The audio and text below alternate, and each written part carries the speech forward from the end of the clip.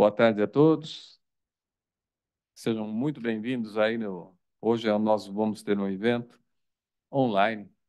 É, a gente está fazendo online São Nobre, é tão estranho a gente falar e ver as cadeiras, né? É, sem ninguém. Mas nós estamos aqui mais para facilitar a transmissão. Nós estamos passando também para as nossas regionais e depois estaremos também nas regionais e algumas regionais também para levar um programa, que é a regulamentação, um programa muito bom, que foi um pedido nosso, né, em relação à melhora do ambiente de negócios no estado de São Paulo, que é a transação estadual. E hoje, para falar no nosso programa do Acordo Paulista, nós recebemos com muita honra o doutor Danilo Bart Pires, que é o subprocurador-geral do Contencioso Tributário Fiscal, que vai fazer também uma exposição. E queria muito lhe dar a saudação do nosso presidente, Rafael Cervoni, que gostaria muito de estar aqui hoje e não conseguiu estar. Queria saudar também a doutora Elaine Vieira de Mota, da Mota, procuradora-chefe da dívida ativa,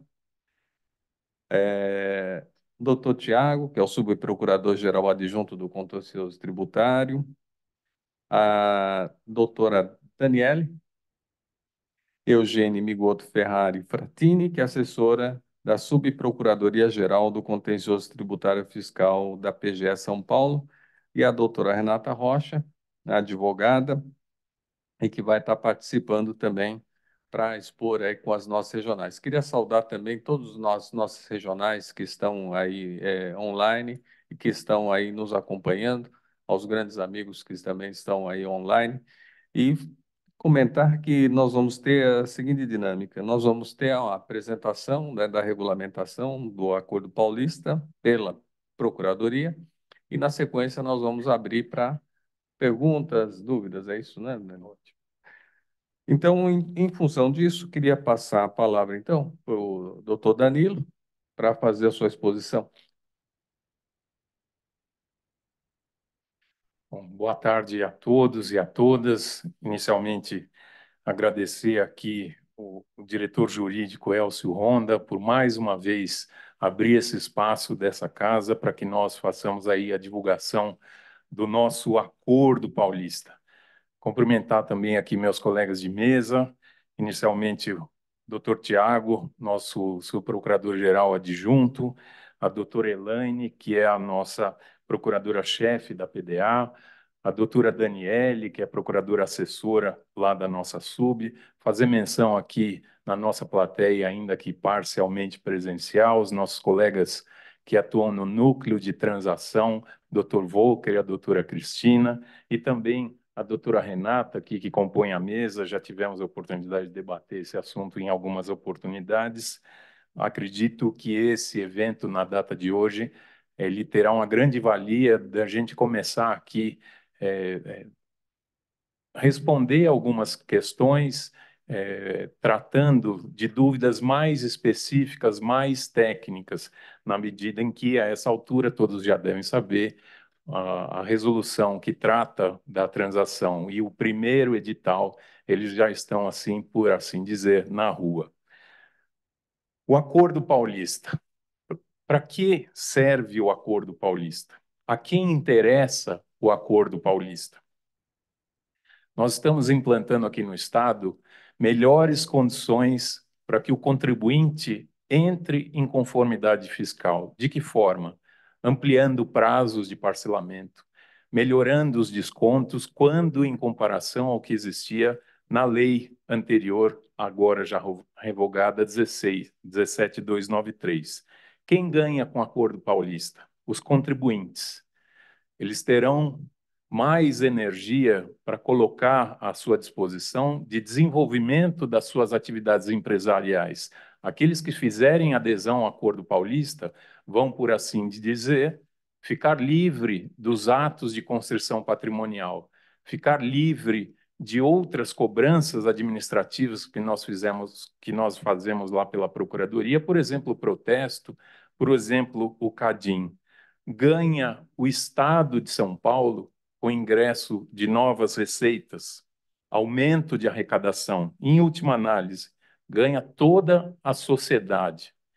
Essas receitas que vão ingressar em razão do Acordo Paulista, em última análise, elas viabilizam as políticas públicas, e isso em favor de toda a população. O que eu quero dizer com essa introdução?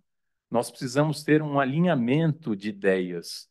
São vários atores interessados em apresentar uma solução para um problema que não é de hoje. Para que todos saibam isso, nós divulgamos com alguma frequência, os débitos inscritos em dívida ativa hoje já somam 409 bilhões de reais. Nós precisamos de uma solução para isso.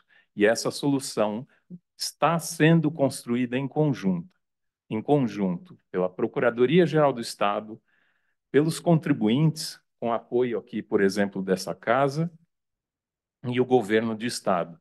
Essas são as ideias iniciais que eu gostaria de traçar antes de iniciar propriamente nesse panorama geral que devo fazer a partir deste momento, para colocar todos aqueles que estão me ouvindo e vendo nesse momento no mesmo nível de informação.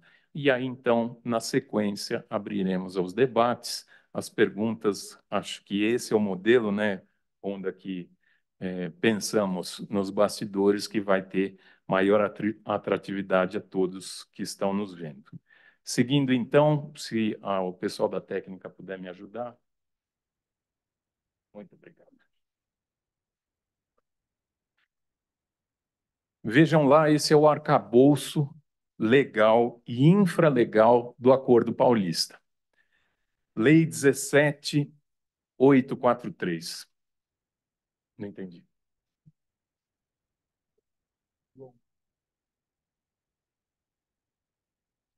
Agora sim. Agora não. Ele tem um delay. Para começar a falar de transação tributária, nós precisamos olhar para o Código Tributário Nacional, que é a nossa lei que trata como uma norma geral aquela que a Constituição faz referência e mais do que isso, a exigência, isso está lá no 146, inciso 3º.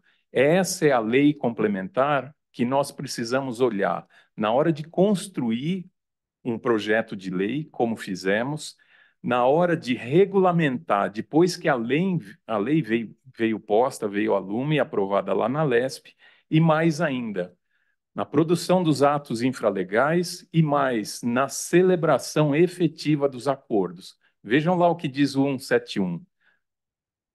A lei, precisamos de uma lei. Os pontos importantes estão em negrito. Mediante concessões mútuas, determinação de litígio, extinção de crédito tributário e a indicação de uma autoridade competente para endereçar a transação tributária. De tudo que será dito nesta tarde, me parece que o mais importante é aquele trecho que diz, mediante concessões mútuas. Nós estamos falando aqui de consensualidade, de consenso, acordo de vontades. Essa é uma mudança de paradigma que eu faço questão de ressaltar logo no início. Nós precisamos aqui, por parte da Procuradoria-Geral do Estado, uma mudança de cultura na hora de tratar o contribuinte e seus créditos. Da mesma forma, o contribuinte que resolver, por acordo de vontade, mediante autonomia da vontade, fazer o seu acordo paulista, ele precisa estar com isso muito em mente. Não adianta nada, por exemplo, do lado de cá nós soltarmos um edital e descumprir a regra do edital. Do lado do contribuinte, ele faz a adesão e judicializa. Não é isso, vejam bem, o que o CTN está nos dizendo a fazer, está iluminando todo o contexto de transação tributária. E aí sim, a Lei 17.843, ela é de 7 de novembro de 2023, dispõe sobre a transação nas hipóteses que especifica e sobre a cobrança da dívida ativa. Essa é a lei do Acordo Paulista. Depois da aprovação da lei pela Alesp, sanção pelo governador do estado, nós pedimos ajuda formalmente ao secretário de Fazenda e o seu secretário executivo, faço aqui de público, registro o meu agradecimento, os esforços de ambos para que eles lá diligenciassem em um convênio que nos autorizasse a implantar a transação tributária no estado de São Paulo.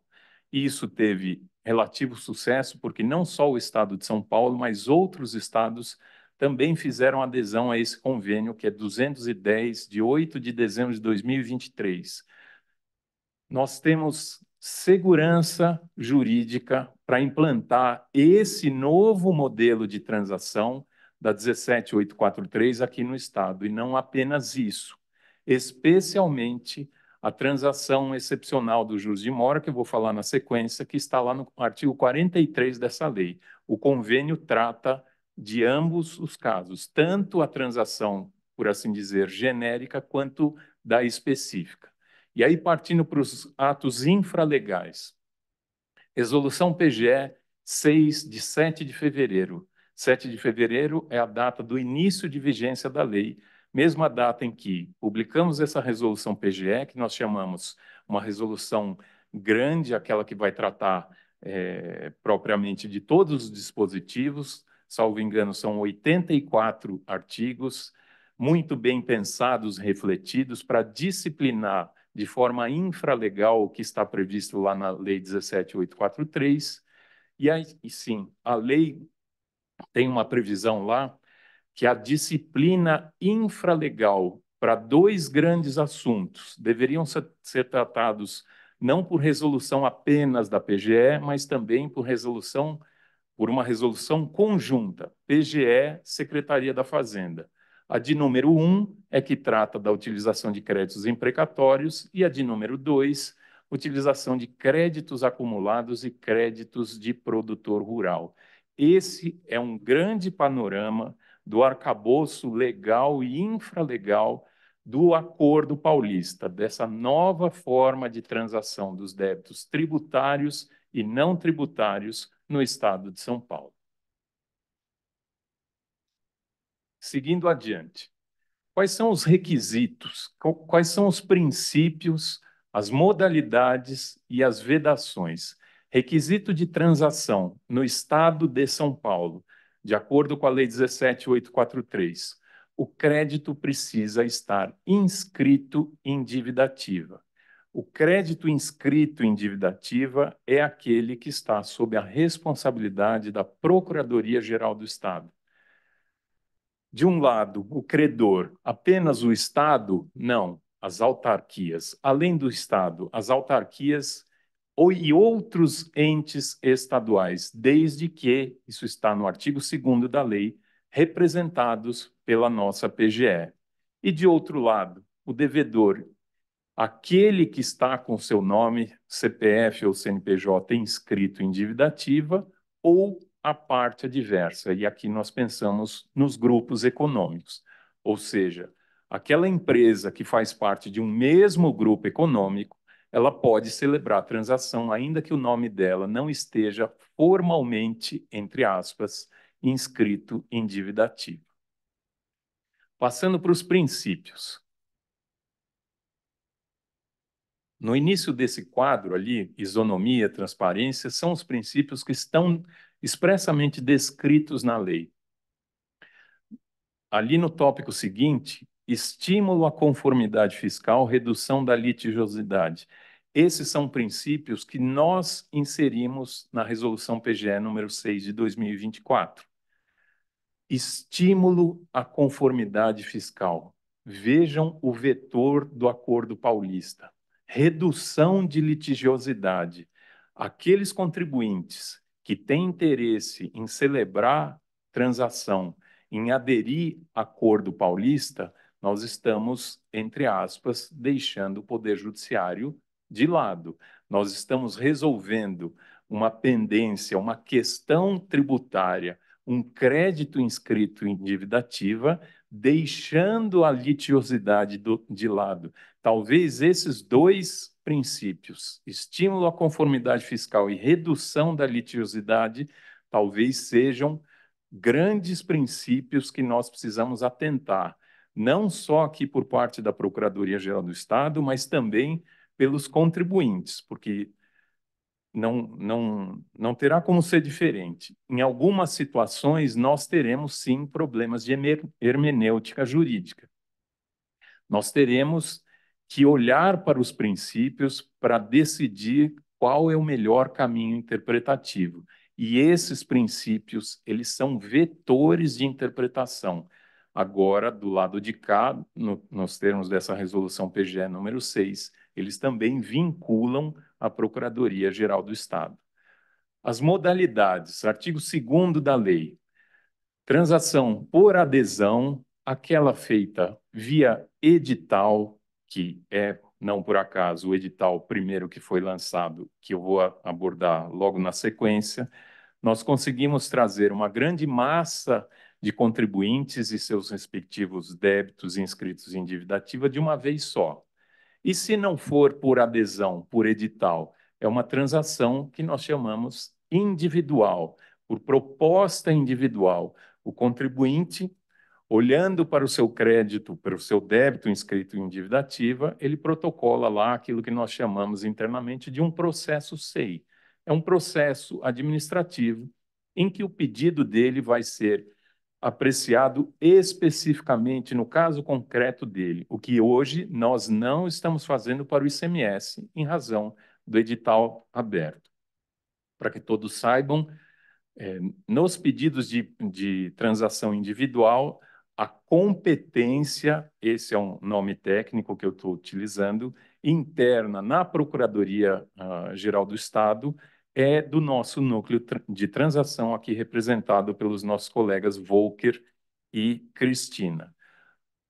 As modalidades, a modalidade, melhor dizendo, por adesão, por edital, via sistema, a competência interna nossa é da Procuradoria da Dívida Ativa, hoje chefiada pela nossa colega doutora Helene. Quais são as vedações? Eu procurei aqui dar um pouco de ênfase para não misturar muito lá com o que está previsto no edital. Débito não inscrito em dívida ativa não pode transacionar. Se o contribuinte tem um débito que não está inscrito em dívida ativa, a solução deve ser com a Secretaria da Fazenda. Nós aqui, pela PGE, cuidamos apenas dos débitos que estão inscritos em dívida ativa. Portanto, se o débito não está inscrito, é uma vedação legal e não será admitida a transação. Multa penal e seus encargos, débito integralmente garantido, mais trânsito em julgado favorável à Fazenda do Estado. Aquela situação em que o contribuinte já litigou contra o Estado, garantiu o seu débito judicialmente, perdeu a ação, entre aspas, teve o trânsito em julgado, isso a lei está expressamente vedando a transação.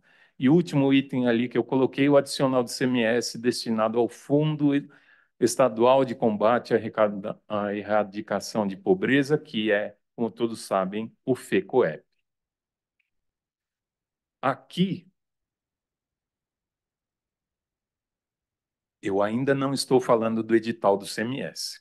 Eu ainda estou dando um panorama geral sobre a lei, nos termos em que ela está posta, tentando aqui, de uma forma bem tranquila, com vagar, apresentar a lei para aqueles colegas que ainda não tiveram contato mais aprofundado. O que a lei prevê? Vejam ali em cima, nesse quadro, é o contribuinte. Para onde ele pode ir? Em condições normais. Ele pode escolher parcelar o seu débito até 120 vezes como regra geral.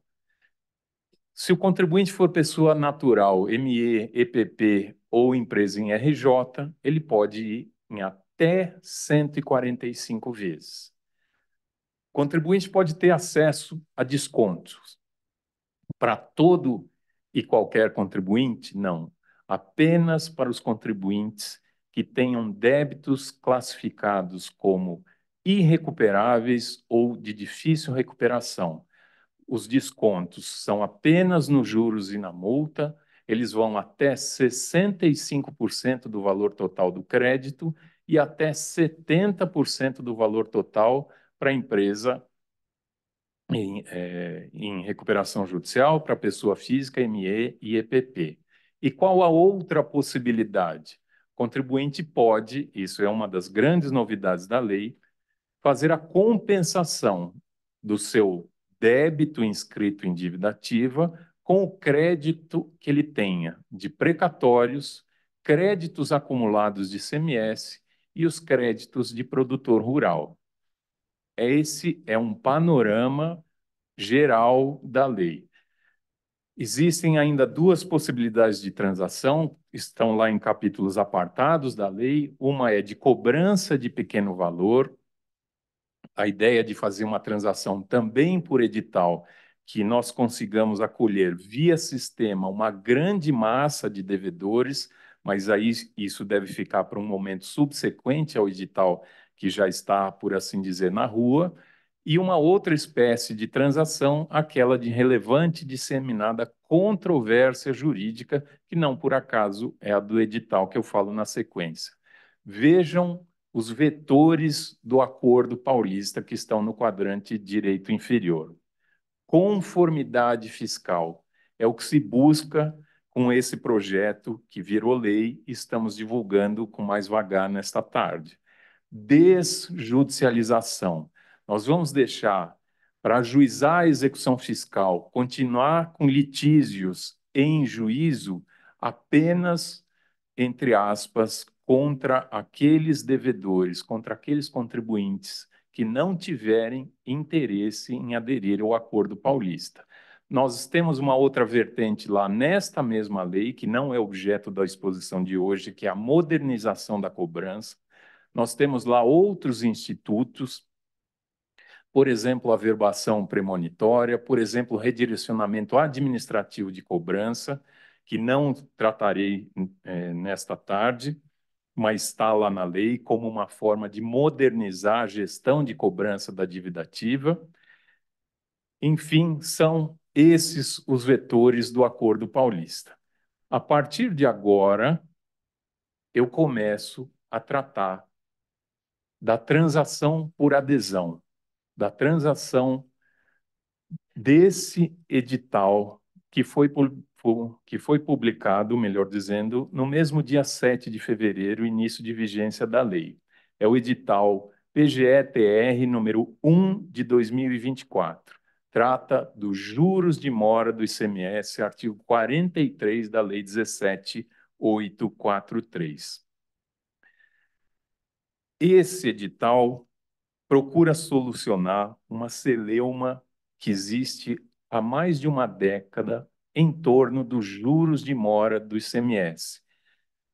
A questão da inconstitucionalidade declarada pelo Tribunal de Justiça aqui de São Paulo, no órgão especial, em 2013, depois, lá pelo STF, em 2019, no sentido de que o Estado não poderia cobrar os juros de mora acima da taxa Selic. Essa tese ainda tem, por assim dizer, uma subtese, que é a dos juros de mora na fração do mês. A cobrança de 1% no mês de vencimento do imposto. Tudo isso está englobado no edital. Qual seria, então, um enquadramento? Qual é o contribuinte, qual é o débito que pode ser transacionado nesse edital? Praticamente todos os débitos inscritos em dívida ativa, porque, para quem conhece a matéria, essa subtese da fração de mês, ela foi endereçada somente agora, recentemente, em outubro de 2023, na lei do Resolve Já, que é a Lei 17.784.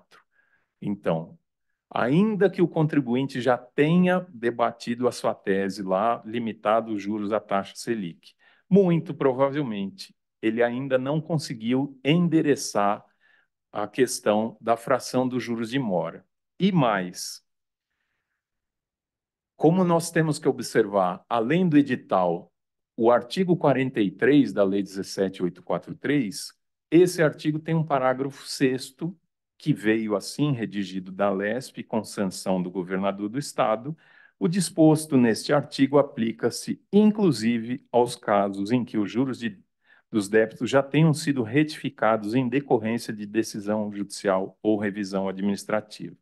Ou seja, tirando as vedações que estão lá expressamente referidas no edital, é praticamente todo débito de ICMS inscrito em dívida ativa. Qual é o prazo e a forma de adesão? Tudo lá no nosso site, dividativa.pge.sp.gov.br/transação. O edital foi aberto no mesmo dia em que teve início de vigência da lei, no dia 7 de fevereiro de 2024. O requerimento eletrônico pelo contribuinte deve ser feito até o dia 29 de abril e a efetiva adesão até o dia seguinte, 30 de abril de 2024. Quais são as condições? As condições estão previstas no edital, estão previstas na lei, no artigo 43, devidamente autorizadas pelo convênio que eu fiz referência no início aqui da minha fala, que é o 210 de 2023. Descontos de 100% dos juros de mora, é a tese que eu tentei reproduzir aqui de uma forma muito rápida, mais 50% de desconto sobre as multas. O principal sempre precisa ser preservado, em até 120 parcelas. Acima de 60 parcelas, nós precisamos exigir garantia, então isso é uma escolha do contribuinte. Aquele que celebrar a transação em prazo de até 60 vezes, não será exigida a garantia, a não ser que a garantia já esteja devidamente constituída nos autos. Entrada de 5% após a consolidação dos débitos, admitida a oferta para pagamento de entrada, estamos admitindo a oferta de depósito judicial, e aí, como diz a lei, como está previsto lá, também estamos admitindo oferta de crédito acumulado, de produtor rural ou precatório, tem limite. O limite é de 75% do valor dos débitos após a aplicação dos descontos. São condições extremamente favoráveis, como eu disse e antecipei. O prazo é diminuto em razão do convênio. Nós estamos atuando com segurança jurídica, repito isso, porque o que estamos fazendo está autorizado lá pelo convênio, e no convênio, para quem tiver interesse, o detalhamento dessa autorização específica para a transação dos juros de mora de ICMS estão previstas lá nas cláusulas 7ª a 10ª. Na 10ª é que tem um prazo lá de 120 dias, contado esse prazo a partir da data de ratificação do convênio. Isso começou lá no dia 2 de janeiro, fizemos uma conta com alguma segurança, chegamos a esse prazo aí do dia 29, 30 de abril. Regras. Contribuinte que tiver interesse em fazer adesão, o primeiro instrumento normativo que ele deve olhar tem que ser o edital. Salvo algum equívoco da nossa equipe estimada que está aqui conosco, tudo deve estar previsto lá. Além do edital, olhar para o artigo 43 e os seus parágrafos. Aqui na antessala, a doutora Renata tinha feito um pequeno questionamento e a resposta está lá no parágrafo, aqui que eu fiz referência, que é o parágrafo 6º do artigo 43. Olhar para as resoluções conjuntas que tratam lá do crédito imprecatório, do crédito acumulado, do crédito de produtor rural. E aqui é importante, porque tudo que está saindo na imprensa, na mídia especializada, os artigos que estão sendo produzidos, nós estamos lendo com todo o cuidado. E para evitar confusão, e esse é o espaço adequado para isso, a resolução grande da transação que é a 6 de 2024, ela tem aplicação apenas subsidiária, ou seja, eu só vou visitar a resolução PGE 6 quando eu tiver lacuna no edital, no artigo 43 e nas resoluções conjuntas. E isso que eu estou falando está expresso lá no artigo 83. Requerimento dessa transação por adesão, adesão ao edital, sempre lá no nosso site dividativa.pge.sp.gov.br/transação, utiliza-se a senha do posto fiscal eletrônico. É possível também fazer um cadastro de usuário ou então utilizar a senha da conta Gov. Depois a nossa procuradora-chefe da dívida ativa poderá tecer alguns comentários a respeito disso. A partir desse requerimento, a Procuradoria da Dívida Ativa vai validar, vai olhar aquele contribuinte se ele tem efetivamente débito de ICMS inscrito em dívida ativa. Passando por esse filtro e estando de acordo com o que está previsto no edital, esse requerimento ele é deferido, ocasião em que o contribuinte vai poder fazer a sua simulação, tudo isso via sistema. Ele vai olhar os débitos, quais são os descontos e vai fazer a escolha daquelas CDAs, daqueles créditos, daqueles débitos inscritos em dívida ativa que o contribuinte pretende fazer adesão. Escolhe o prazo de pagamento e a forma, que eu já fiz referência. Celebra efetivamente a adesão quando ele faz o pagamento da entrada no valor de 5%. O passo antes ele faz o aceite eletrônico.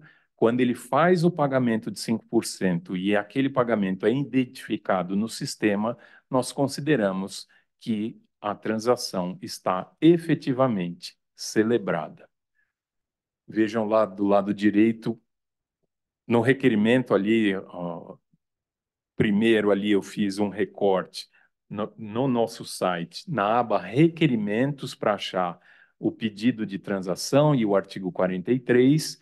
No item seguinte, adesão e celebração, o contribuinte já dentro do sistema, ele vai consultar os seus débitos e, por fim, talvez seja de grande valia esse ponto aqui, as dúvidas dos contribuintes.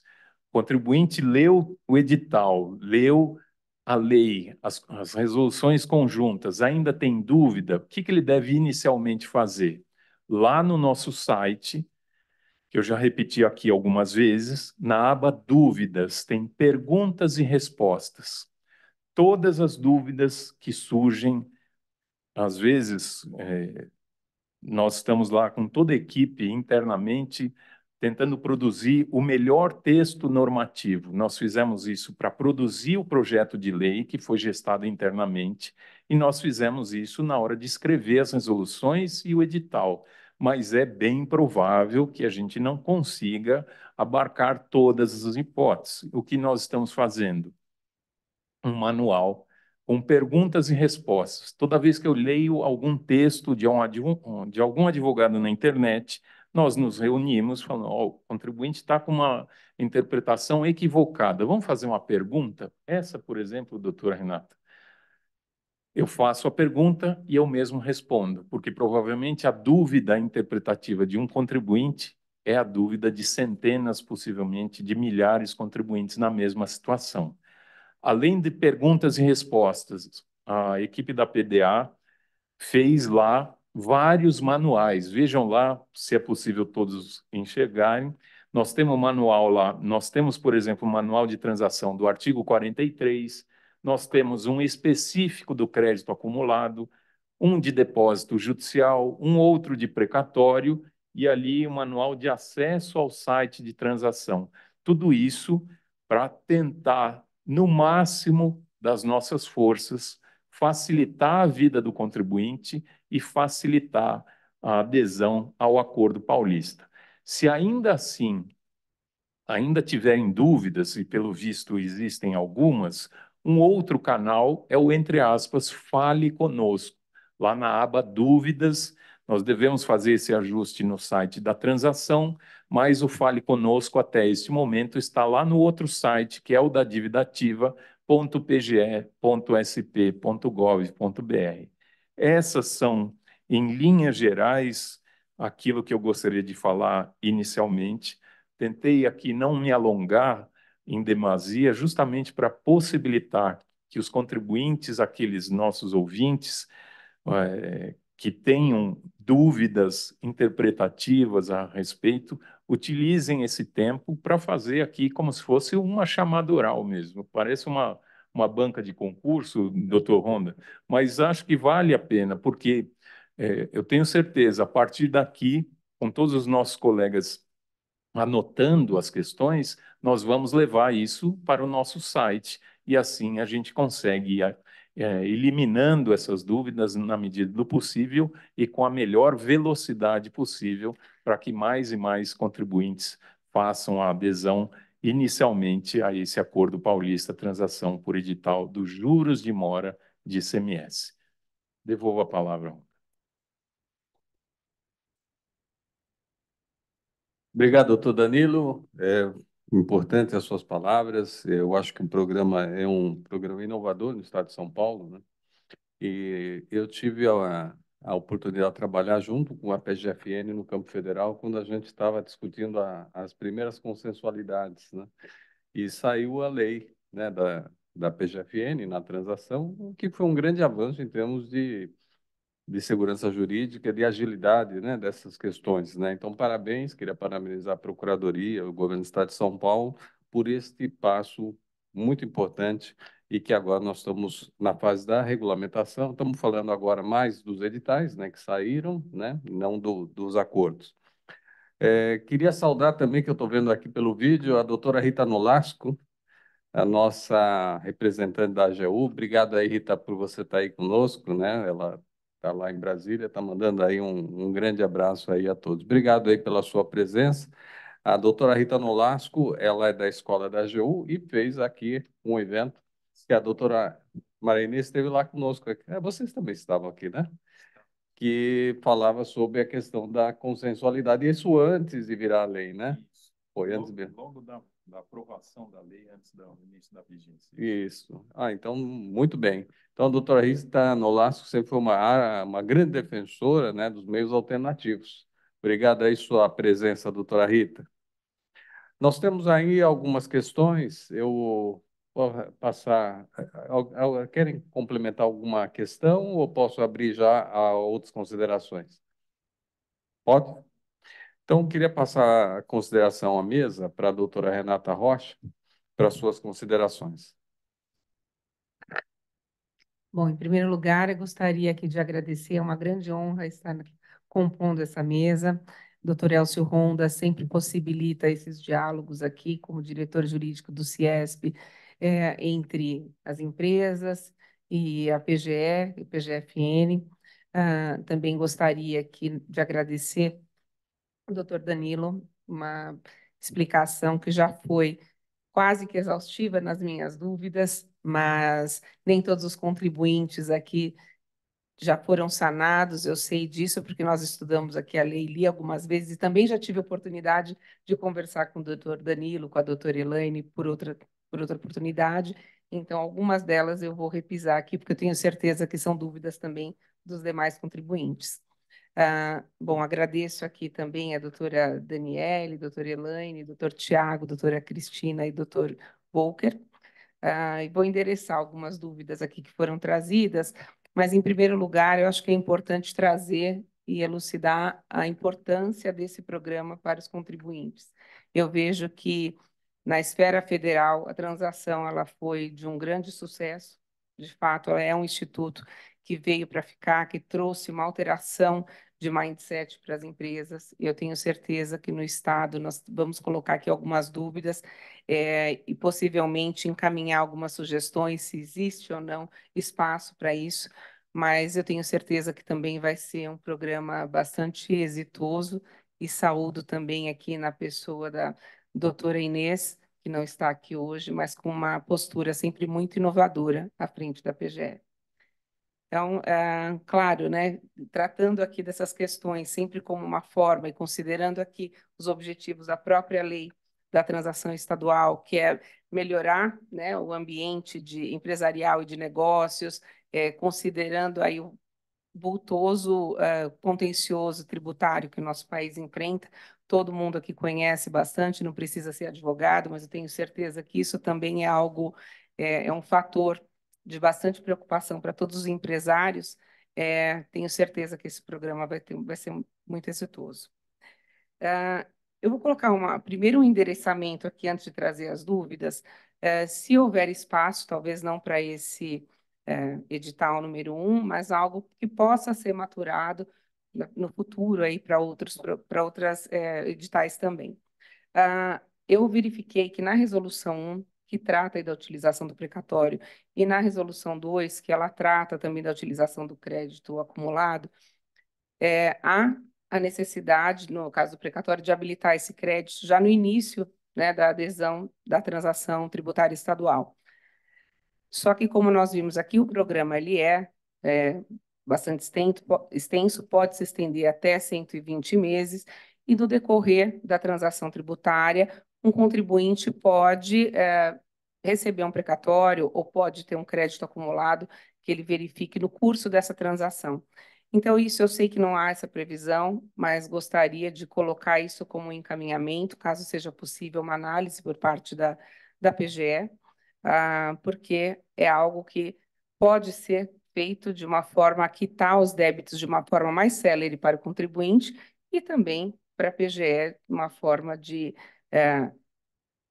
encurtar o prazo aí dessas transações. Então, esse é mais não é uma dúvida, é um encaminhamento, caso isso seja possível também.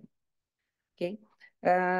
Com relação aos questionamentos, um deles, eu vou só repetir aqui, porque é uma dúvida que muitos associados nos fizeram, muitas empresas que têm questionado isso, se o programa, de fato, como ele está intitulado como o programa dos juros de mora, e tem essa discussão da Selic muito arraigada para todas as empresas, o doutor Danilo foi muito gentil em me colocar mais de uma vez, porque nós já conversamos sobre esse tema por 2 oportunidades, qual seria a abrangência dessa transação que tem o edital aberto até o dia 30/4.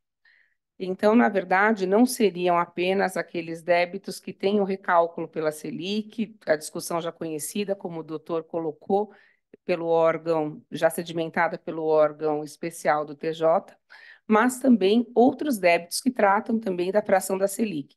Então, para aquele contribuinte que tenha outros débitos que não somente essa discussão da Selic, esse edital 1 também seria possível ser transacionado a totalidade dos débitos, correto, doutor? Correto, Renato, eu passei por esse ponto no decorrer aqui da minha fala. Como eu disse, o contribuinte deve olhar para o edital e também para o artigo 43. E essa questão está especificamente prevista lá no artigo 43, o parágrafo 6º. Ou seja, aquele contribuinte que já debateu a tese e eventualmente ganhou a tese da inconstitucionalidade dos juros de mora acima da taxa Selic, já teve o seu cálculo, o recálculo, melhor dizendo, no sistema da dívida ativa, esse contribuinte também pode aderir. Isso está expressamente previsto nesse parágrafo a que fiz referência.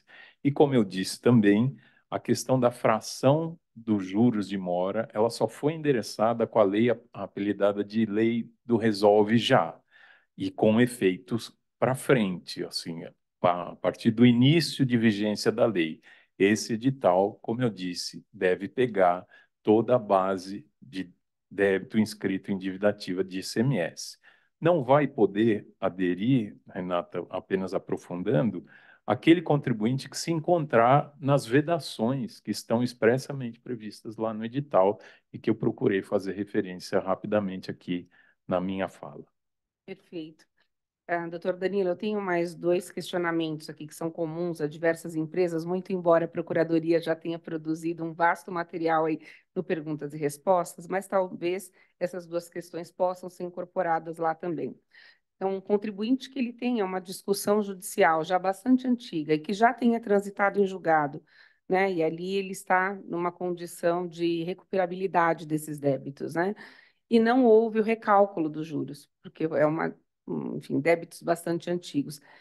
Já transitado em julgado, como não houve o recálculo, muito embora tenha transitado em julgado, ele vai poder aderir a essa transação? Meus colegas de mesa querem dividir a sabatina aqui, fiquem à vontade. Ou eu mesmo falo. Pode falar então.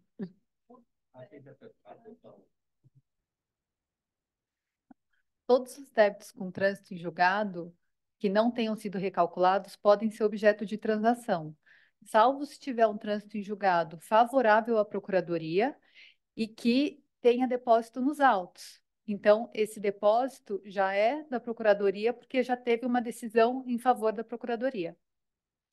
Excelente, doutora. Obrigada. Renata, se me permite um acréscimo, isso está lá no edital, no item 2, 2.1.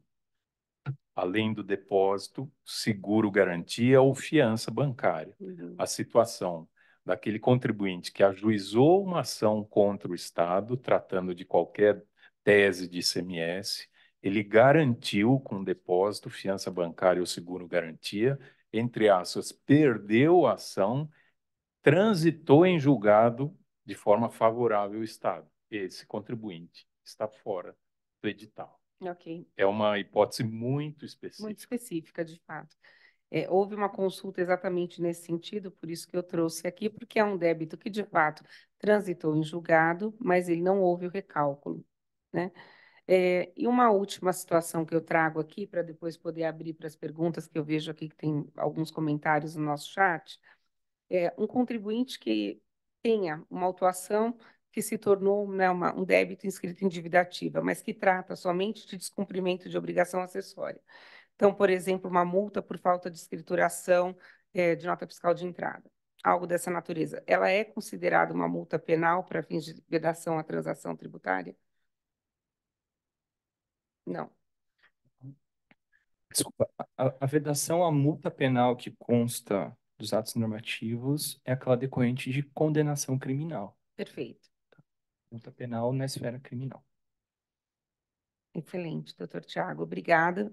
Agradeço mais uma vez a disponibilidade e a acessibilidade da Procuradoria, mais uma vez aqui nos nossos eventos, em responder aos questionamentos. Muito obrigada. Obrigado, doutora Renata. Bom, e o doutor Renato fez aquele pedido de encaminhamento, né, daquela questão, que não a existência do precatório no início da adesão, não porque ele não quis usar, mas vamos dizer que foi performado, né, definitivamente após a adesão. Então, esse seria um pleito, né, porque isso não está especificamente, talvez, na norma, né? E então aí nós faríamos um pedido de avaliação, como se fosse um pleito pelo CIESP para a Procuradoria fazer a avaliação, se pode ser feito por regulamentação ou se precisaria ser feito por um projeto novo, projeto de lei, uma alteração. Pode ser assim, doutor Danilo? Pode sim, doutor Ronda. Esses pleitos, como nós não conseguimos visualizar de antemão toda e qualquer dúvida do contribuinte, aquilo que pode ser aprimorado, deve sim ser estudado.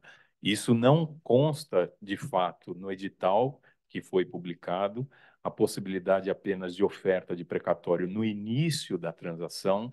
Se eu estou bem entendendo a sua pergunta e o seu pleito, seria que aquele crédito de precatório que efetivamente chegasse às mãos do contribuinte no decorrer do parcelamento também pudesse ser imputado após a consolidação do débito, dos descontos, eventualmente para pagamento de parcela.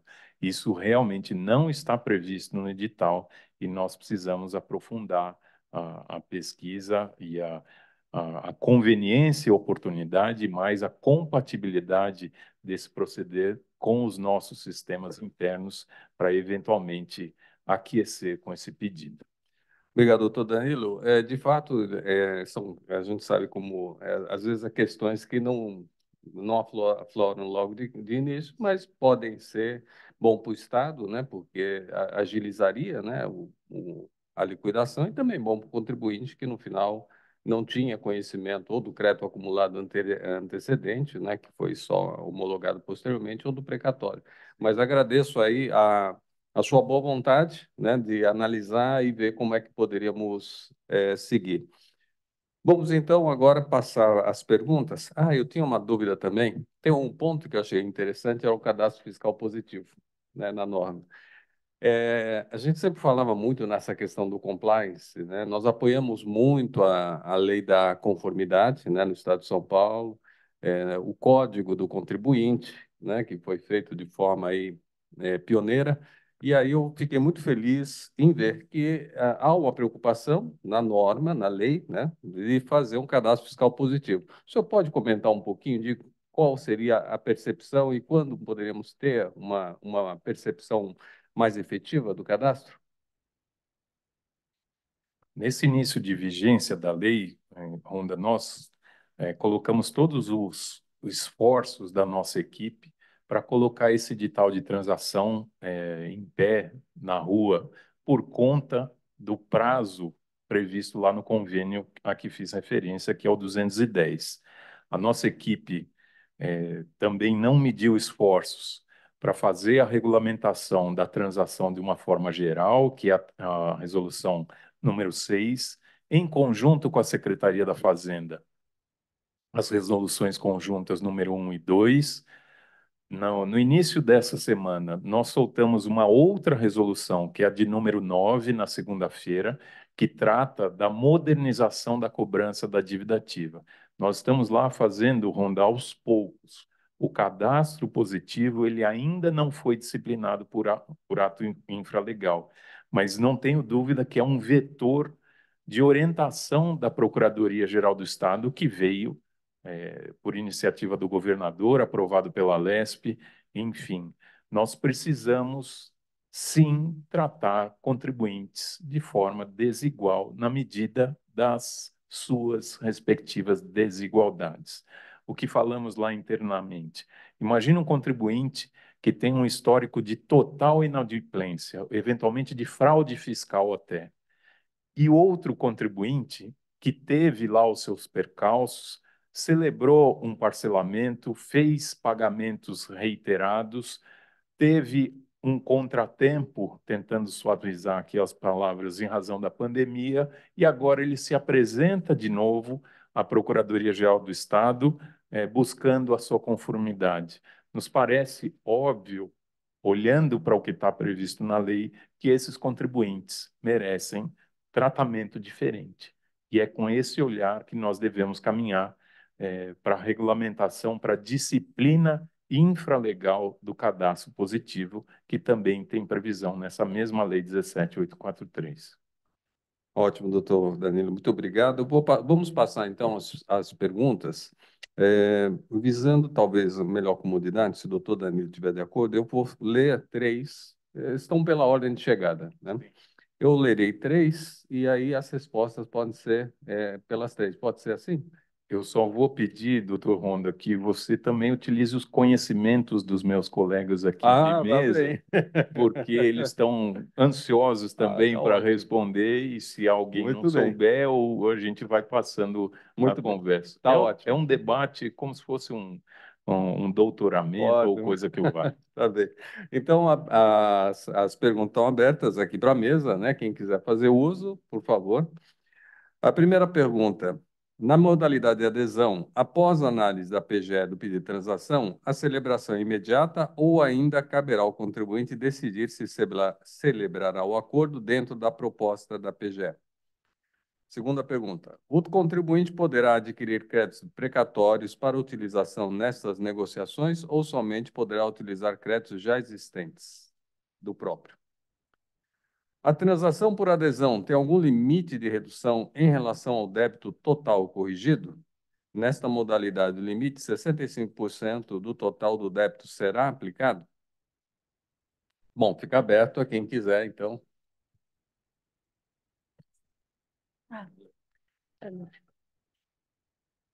Boa tarde a todos. Quanto à primeira pergunta sobre mais ou menos o fluxo da adesão, na verdade. Então, eu aproveito para reiterar esse fluxo, porque acho importante, acho que pode haver alguém com alguma dúvida.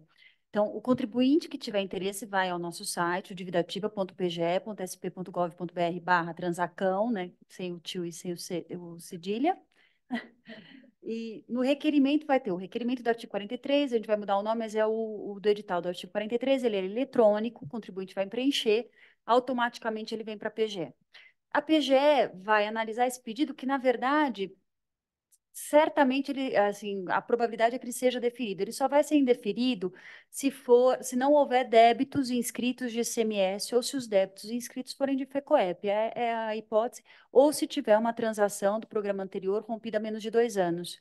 São 3 hipóteses bastante restritas, mas aqui também é um detalhe muito importante, porque os requerimentos são feitos por CNPJ completo.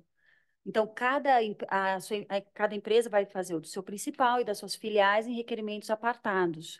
Então, às vezes, já pegamos uma situação em que a empresa fez para o principal, só que ela estava visando um CNPJ, no principal não tinha débito nenhum inscrito, mas estava visando de uma filial, e aí foi indeferido, mas não, porque naquele do principal não haviam ICMS inscritos. Bom, uma vez fazendo o requerimento para o seu CNPJ completo, a probabilidade é que seja deferido, ele vai receber a notificação, olha, foi deferido seu pedido, agora o senhor pode entrar no nosso site.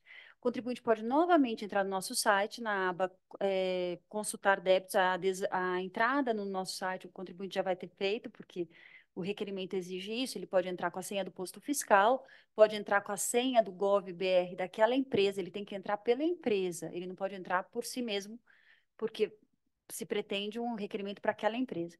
E se a empresa for baixada em NAPTA, ela não vai ter uma senha do posto fiscal, uma senha do GovBR. Então, vai ser cadastrada uma senha por aquela pessoa que é sua representante no site.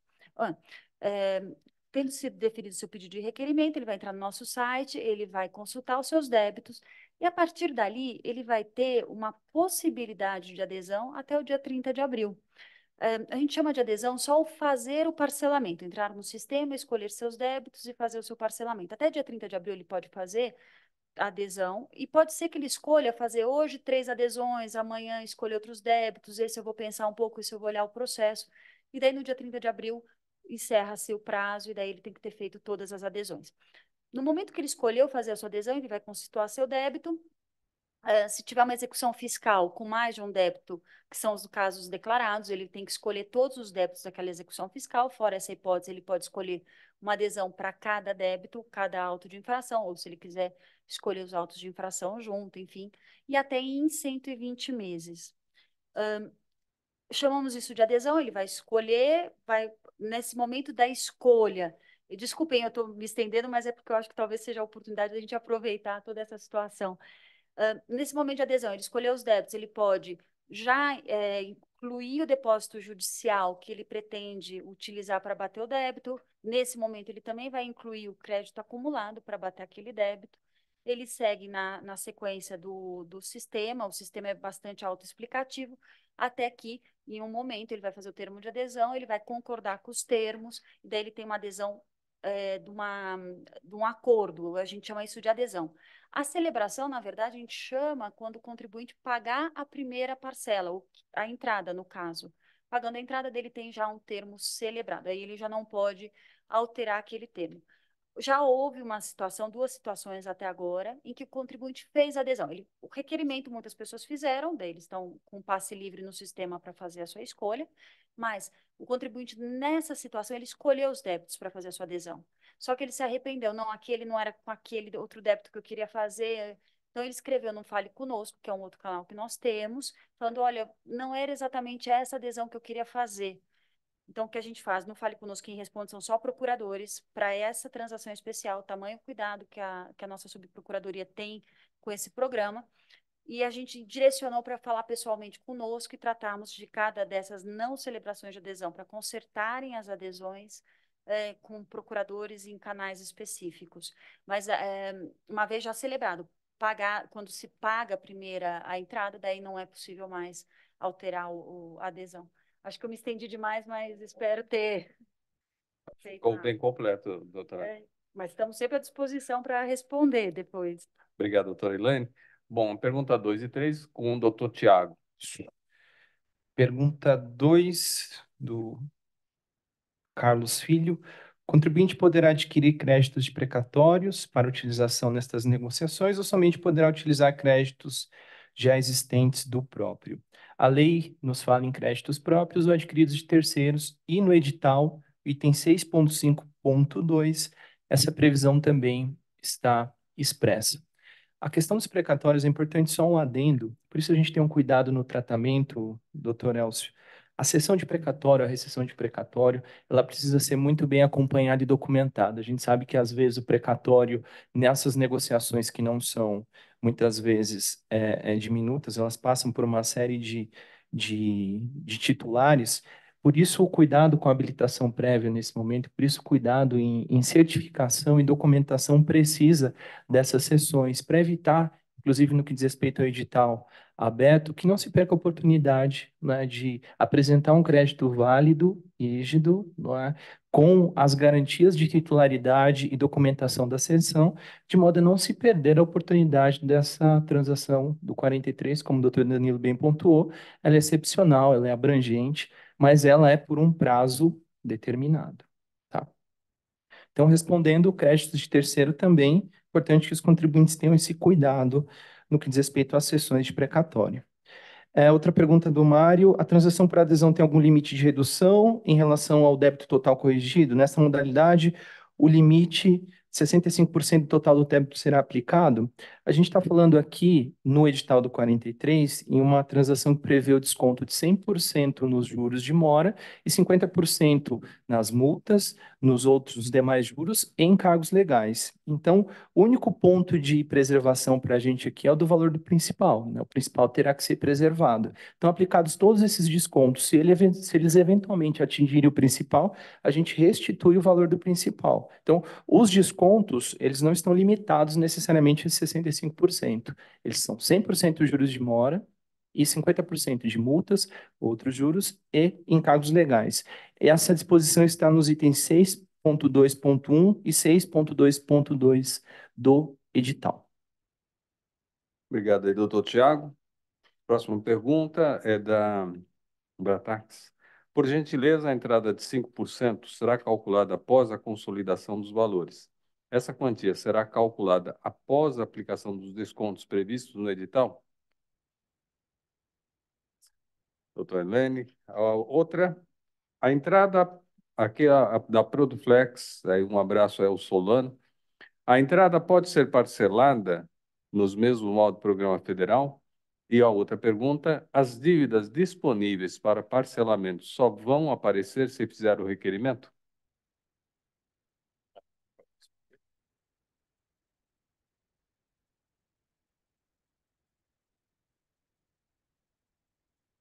Bom, a entrada de 5% é calculada após a consolidação dos valores. E essa entrada, já respondendo à próxima pergunta, ela não pode ser parcelada, mas pode ser utilizado o depósito judicial existente nos autos para dar como parte desse valor de entrada, ou se ele superar todo esse valor, tem que ser revertido já para a transação. Vou aproveitar, não só para responder essa pergunta, mas só complementar um pouco do precatório, porque a gente tem visto no Fale Conosco algumas dúvidas. Então, o do precatório, a gente percebeu que a dúvida é no momento em que, ao definirmos o requerimento e permitirmos que o contribuinte entre no nosso sistema, se nesse momento ele já tem que ofertar o precatório e tem que ter tudo pronto. Não.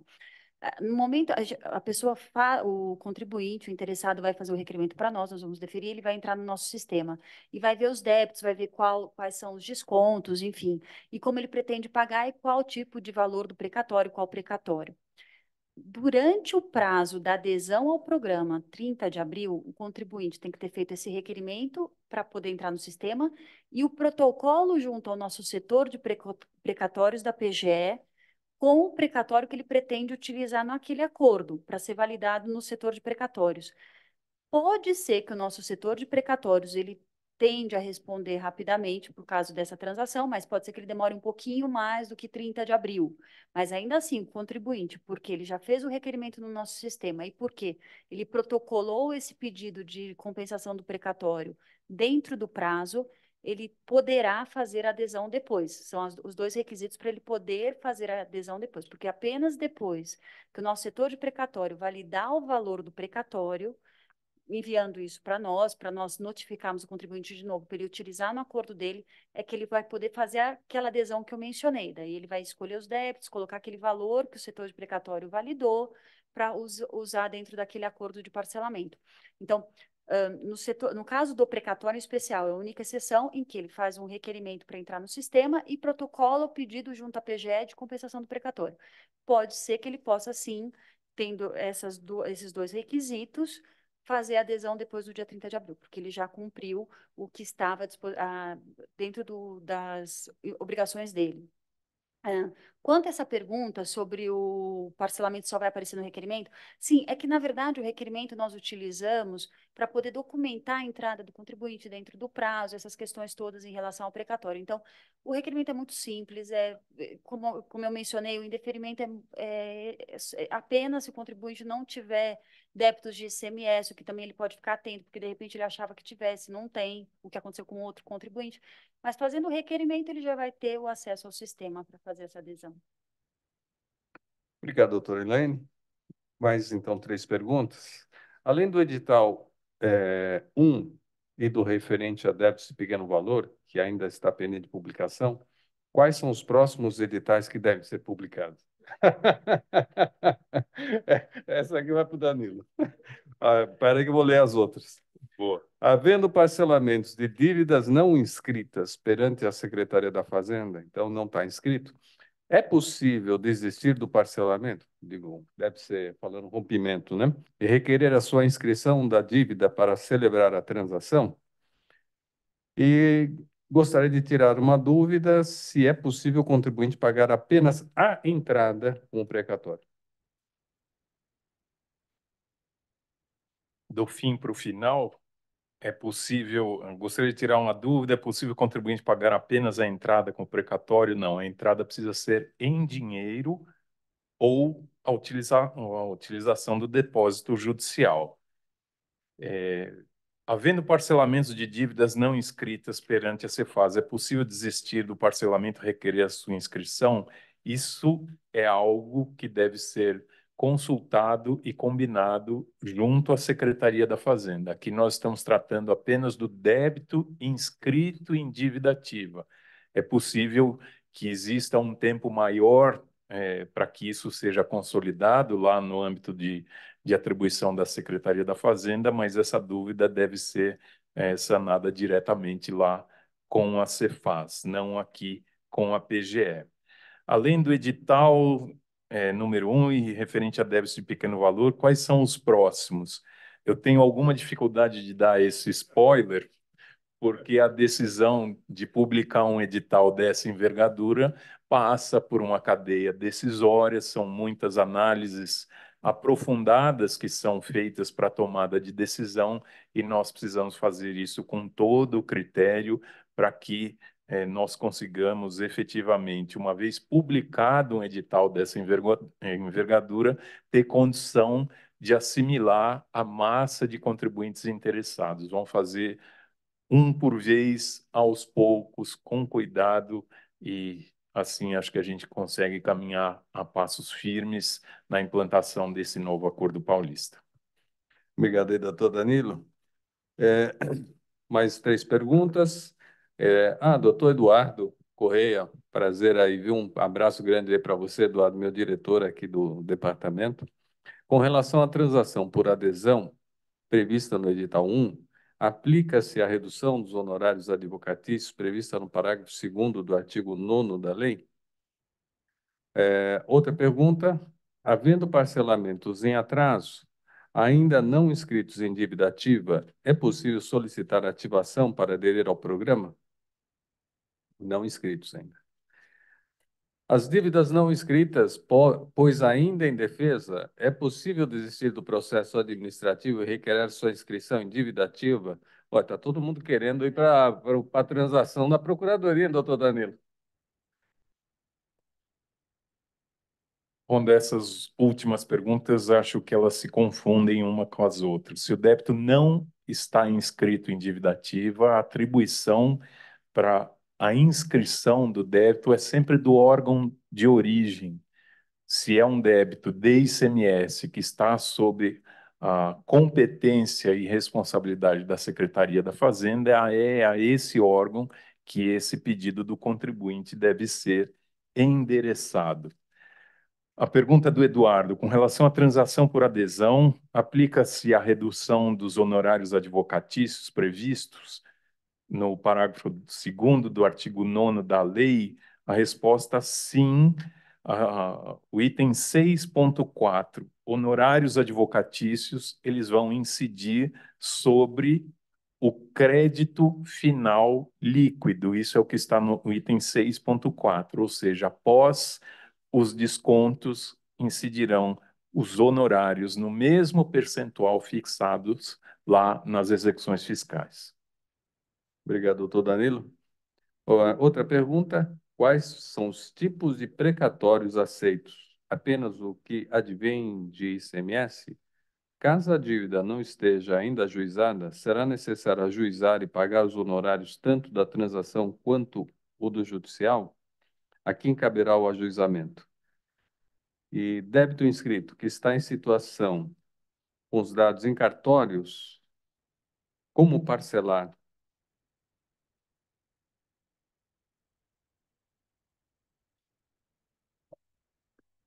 Quais são os tipos de precatórios aceitos? Não há restrição na lei. Ele não precisa ter advindo, como vem a pergunta aqui, de ICMS. Lembrando, como o doutor Tiago já falou, é um crédito precatório próprio ou de terceiro. É isso que está na lei, é isso que reproduzimos no edital. Sim, não há essa restrição na lei. Caso a dívida não esteja ainda ajuizada, será necessário ajuizar e pagar os honorários tanto da transação quanto da judicial. O débito, uma vez inscrito e ajuizado, há previsão de honorários lá de 10%. A quem caberá o ajuizamento? Quem faz o ajuizamento internamente? A competência é da nossa Procuradoria da Dívida Ativa. Mas não precisa ajuizar, pode ser só inscrição. Essa é uma dúvida doutrinária que ela foi endereçada na lei da forma mais favorável ao contribuinte. Basta, lembra-se que eu falei dos requisitos de transação, basta que o débito esteja inscrito em dívida ativa para que ele seja passível de transação, de adesão ao Acordo Paulista. Tem uma questão aqui em relação a débito inscrito que está em situação, dados em cartório, como parcelar? É um problema de sistema aqui, né? Eu vou pedir a gentileza para Elaine responder. Especificamente são os casos de protesto que acabaram de ser enviados para os cartórios de protesto e naquele momento estão nutridos e não conseguem ser parcelados. Para esse programa especial, a gente tende a não ter essa questão porque a gente está controlando bastante os protestos, os envios aos cartórios de protesto, para que o contribuinte consiga fazer a sua adesão o mais rápido possível, considerando esse prazo do CONFAS, que é bastante curto. Mas seria só esse momento do trido que a gente está controlando bastante para ser minimizado. E lembrando que uma vez parcelado, uma vez liquidado na transação, o que estava protestado vai estar liberado para pagar as custas no cartório e sair do cartório de protesto, como qualquer parcelamento ordinário, né? Obrigado, doutor Elaine.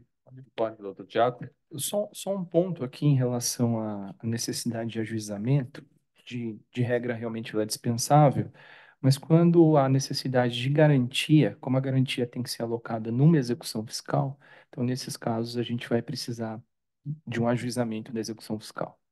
Esse é um ponto até que a gente discutiu hoje, né, numa reunião, é uma dúvida muito pertinente. A regra é realmente não há necessidade, mas como a garantia tem que ser endereçada, tem que ser alocada numa execução fiscal, essa é uma das previsões, nesses casos em que a garantia tiver de ser ofertada, o ajuizamento tem que ser feito. Agora, nesses casos, talvez aí uma alteração também legislativa para os honorários serem numa situação talvez diferenciada do que os 10%, né? O que estamos observando em relação aos honorários é a regra geral que está lá na lei. Após a consolidação do débito com todos os descontos, aí que vai incidir os honorários. Não é sobre o todo, de qualquer forma, ele incide de forma proporcional à redução do crédito que está inscrito. Não, era sobre essa questão. Quando ajuiza, ele já vai com aqueles 10% lá, né? Diferente daquele recálculo. Mas os 10% só Ah, pontuando. depois do desconto. Depois do Ah, os desconto, ele 10% não vai, depois do é desconto. isso, ele não vai abranger o valor total do crédito, vai incidir depois dos recálculos e das reduções Como que é o edital todo aquele traz. que está em execução, né? Na execução, na verdade, se a gente fosse analisar, nós teríamos um valor honorário incidente sobre o crédito total. Nesse caso mais específico, a gente vai aplicar todos os descontos primeiro, né? Por isso os valores honorários vão, em alguma medida, serem Mesmo da reduzidos. execução já vai estar recalculado também. Sim, Porque é proporcional. é proporcional. Imagina-se que uma execução fiscal no valor de 100 tem honorários de 10. Se o contribuinte fizer a adesão do acordo e o débito dele vier de 100 para 50, é 10% sobre os 50. Certo, Sim, já tem redução. exato. Há uma redução já. Mas é interessante, né? Com uma situação, às vezes, você não pensa, né? E na execução é que você vai vendo aí Exato. as particularidades, né? Por isso a importância É, dessa mesa aqui, não? bacana, viu? Mas olha, parabéns, que eu estou sentindo vocês super preparados, viu? A equipe aqui está muito boa. Obrigado, preciso avisar a nossa chefe lá, Ronda. Nós convidamos a chefe. Mais três perguntas. Débitos inscritos e já parcelados podem ser migrados para o acordo? O auto de infração é inscrito em dívida ativa com multa punitiva é passível de adesão do edital 1? O depósito em garantia, sendo maior do que deve montar o valor depois do desconto, será liberado ao contribuinte? Há previsão de forma e de prazo?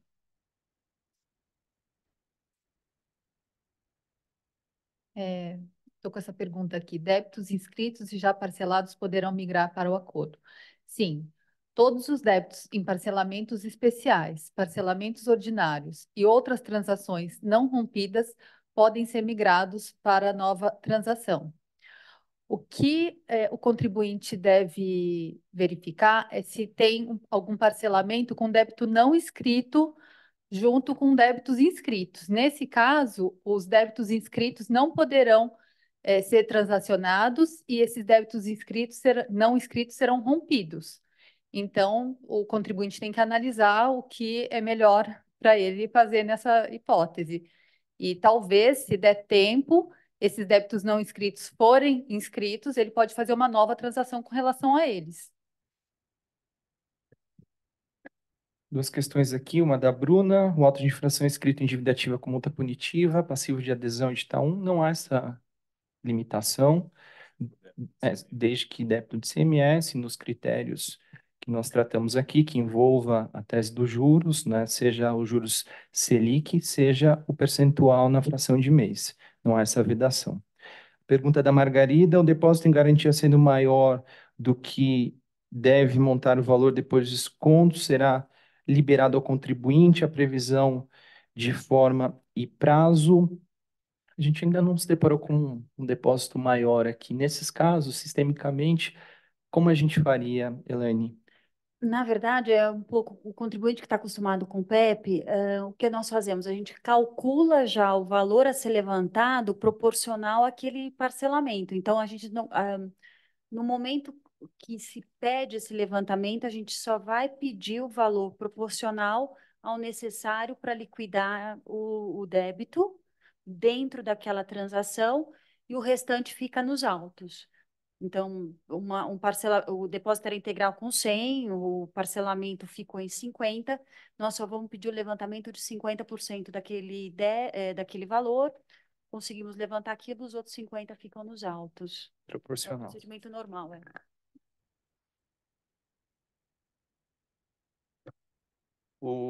Como nós estamos perto do horário, temos ainda algumas perguntas. Então, pediria aí aos nossos, como é que fala, telespectadores, como é que é?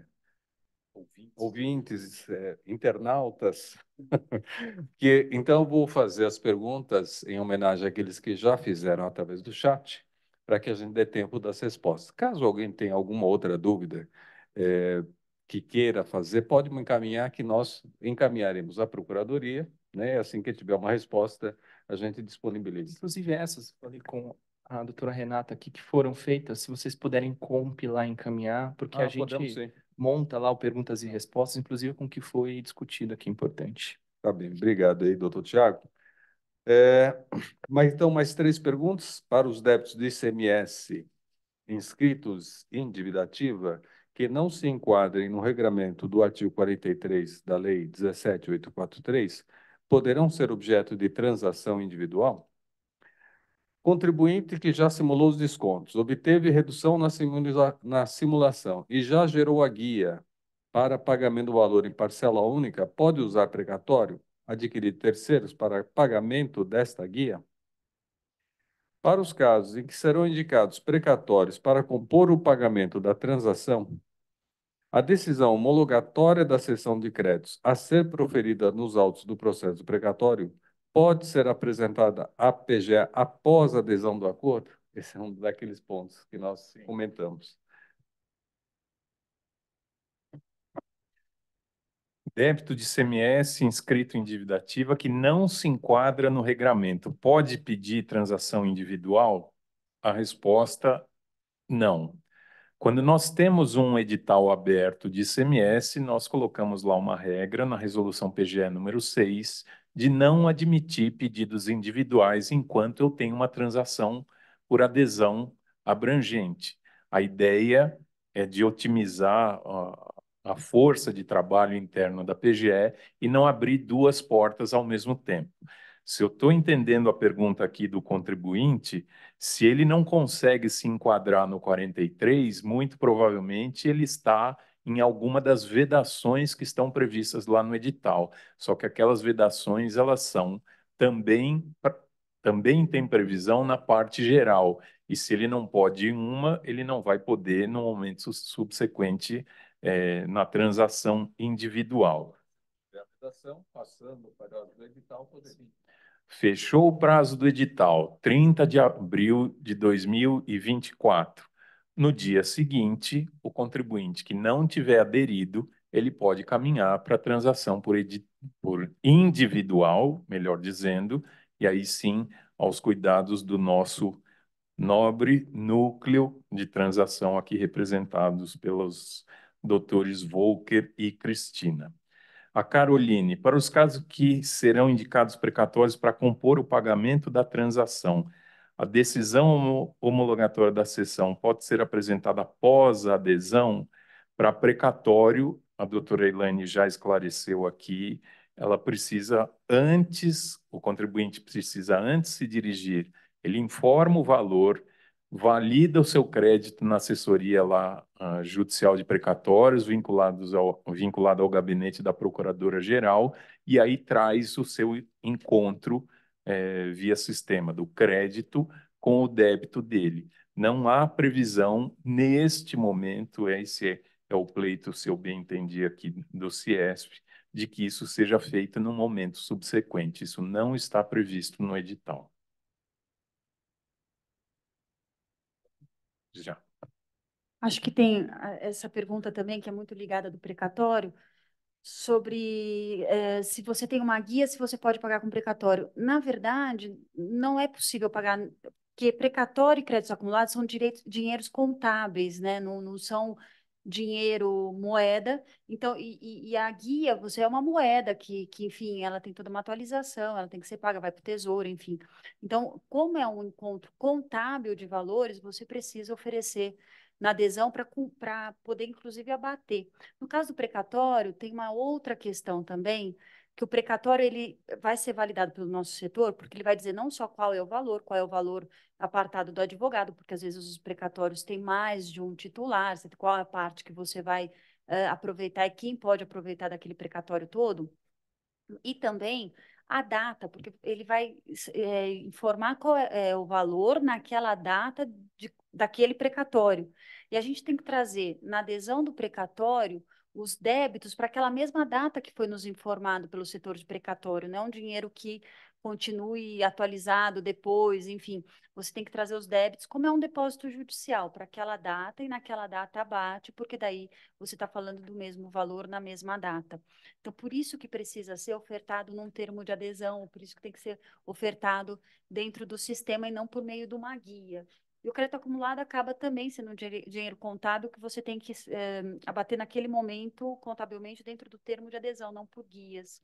Se o contribuinte fez já essa adesão e ele pretende pagar com precatório, até peço que escreva no Fale Conosco, porque daí a gente responde, a gente faz a não celebração desse acordo para ele esperar um pouquinho, protocolar o pedido dele no setor de precatórios para depois oferecer dentro dessa adesão, se possível.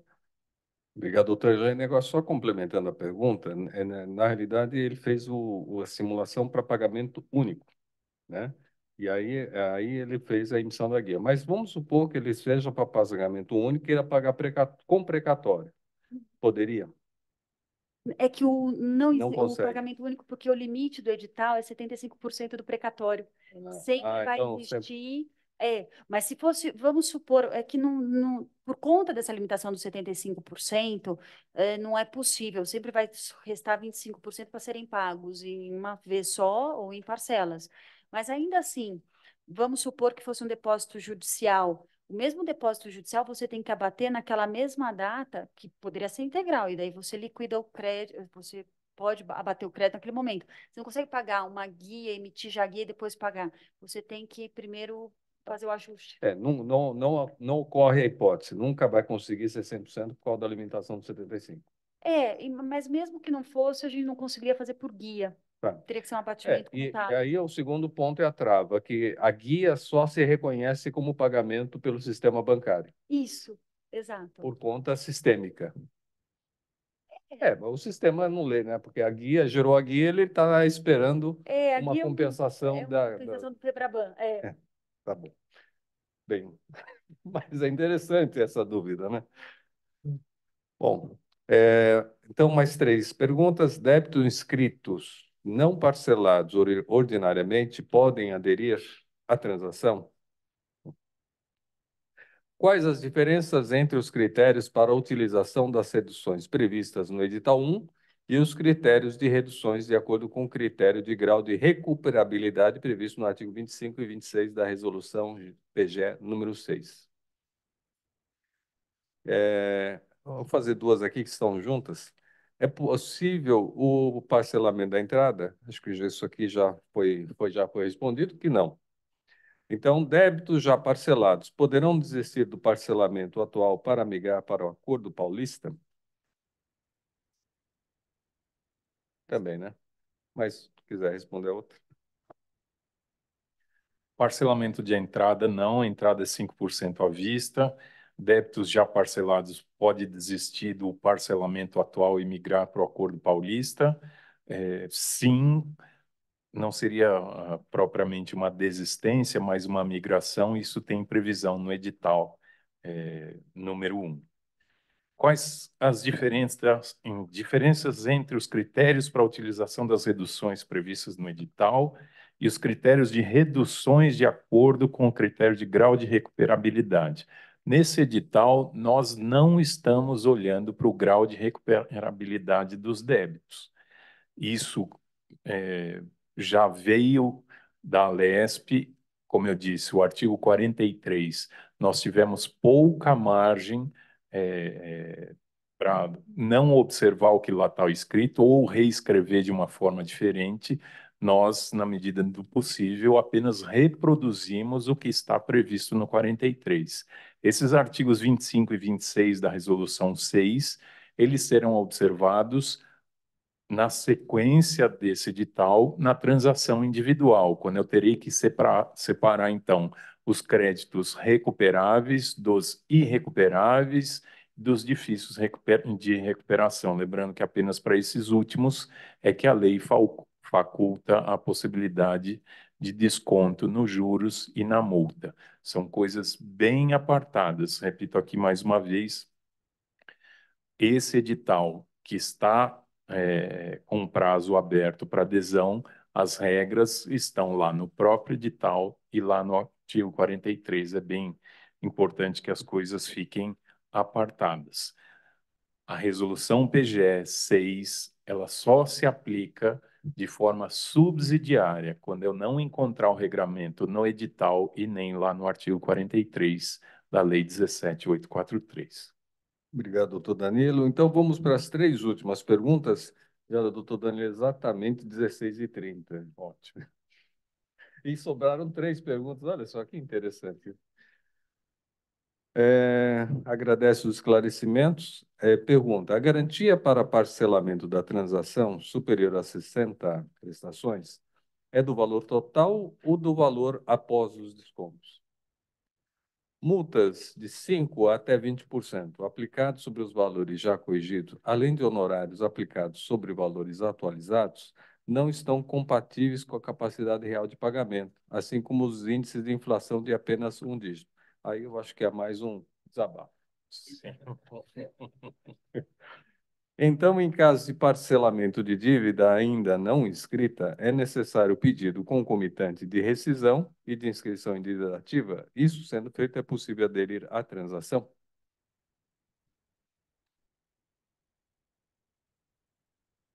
Pergunta do Rodrigo Veiga em relação ao alcance da garantia. Essa é uma regra geral das garantias em transação e parcelamento também.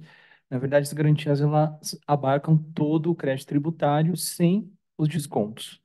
A lógica da garantia é justamente ter um meio de recuperação do crédito tributário em caso de rompimento. Logo, ela acaba abarcando o crédito integral sem os descontos. Essa é a regra geral que foi importada para o edital. Em caso de parcelamento de dívida ainda não inscrita, necessário pedido concomitante de rescisão e de inscrição. Lembram-se que eu falei no decorrer aqui da explanação, requisito da transação para adesão ao Acordo Paulista a esse edital ou qualquer uma das espécies é que o débito esteja inscrito em dívida ativa. Se ele não está inscrito, significa que ele está sob os cuidados da Secretaria da Fazenda. É um outro órgão a quem deve, como eu disse aqui, é o órgão de origem que deve tomar a decisão de inscrever ou não esse débito em dívida ativa. E o outro que o Honda fez referência aqui é quase que um desabafo, sim, mas acho que há um endereçamento para ele também. As regras de classificação dos créditos estão lá na resolução PGE número 6, é a outra pergunta aqui dos artigos 25 e 26. É possível que nessa situação o contribuinte tenha um débito considerado pela Procuradoria como irrecuperável. E aí, num momento subsequente, depois desse edital, eventualmente, esse contribuinte poderá ser atendido num pedido de transação individual. Mas repito aqui, esse edital que está com prazo diminuto em curso em razão do convênio ICMS, ele é muito, muito, muito favorável aos contribuintes. Dificilmente o contribuinte com débitos de ICMS no estado de São Paulo vai ter uma outra oportunidade tão vantajosa quanto essa para aderir ao Acordo Paulista, a fazer a sua conformidade fiscal. O meu intento aqui com essa fala, já encaminhando para o final, doutor Honda, é que os contribuintes realmente reflitam sobre essa oportunidade. Eu considero muito importante, boa, tanto para o Estado quanto para os contribuintes, algo que conversa muito bem com o que eu falei no início lá da minha fala, as razões pelas quais nós projetamos, ajudamos a construir um projeto de lei lá junto a toda a nossa equipe, lá depois com a Casa Civil, com a Secretaria da Fazenda, com o governador do estado, que também foi convencido da necessidade dessa construção do melhor ambiente de conformidade fiscal em nosso estado. É uma oportunidade realmente muito importante e deve ser avaliada pelos contribuintes com todo o critério. Obrigado, doutor Danilo. E chegamos aí ao fim, então, do nosso evento. Creio que missão cumprida. E queria parabenizar, doutor Danilo, ao senhor e, em seu nome, a toda a sua equipe, que aqui esteve e que se sentiu muito bem preparados, né, muito bem dispostos, né, para a gente poder cumprir. A gente sabe que tem os limites, né, que a lei impõe, né, não pode, a gente não pode colocar acima disso. Temos alguns pontos que podemos melhorar, né? O que eu achei também que isso fica muito bacana, muito bom, da gente poder implementar, e também estamos de acordo que é uma grande oportunidade, né? Então, a Casa da Indústria sempre teve à disposição aí do Estado, da PGE, para que a gente possa trazer essa desjudicialização, né? Tirar um pouco desse número impressionante de mais de 400 bilhões, né, de reais, né, só da economia paulista, né, e poder trazer um ambiente um pouco mais saudável e que possam os procuradores efetivamente ir atrás realmente do devedor ou do sonegador eficaz, né, o sonegador contumaz, né? Então, que isso se materialize e pode contar sempre com o apoio nosso na divulgação. Um abraço muito grande às regionais, que informar que nós vamos ter eventos regionais.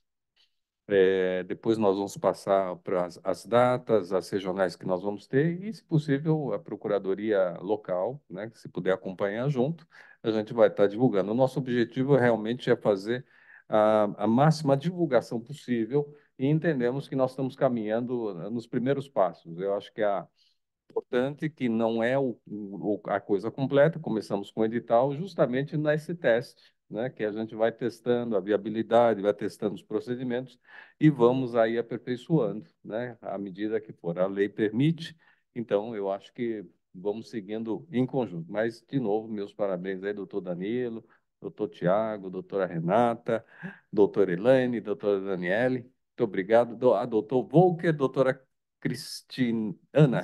Cristina, obrigado aí pela presença também. Estavam aí conosco aí, e os nossos amigos aí, a Fernanda, o Alcides aí que tiveram conosco e toda a nossa equipe. Meu muito obrigado aí a todos que acompanharam e as perguntas estavam muito boas. Nós vamos mandar depois essa compilação. Obrigado aí a todos, uma boa tarde e fiquem com Deus.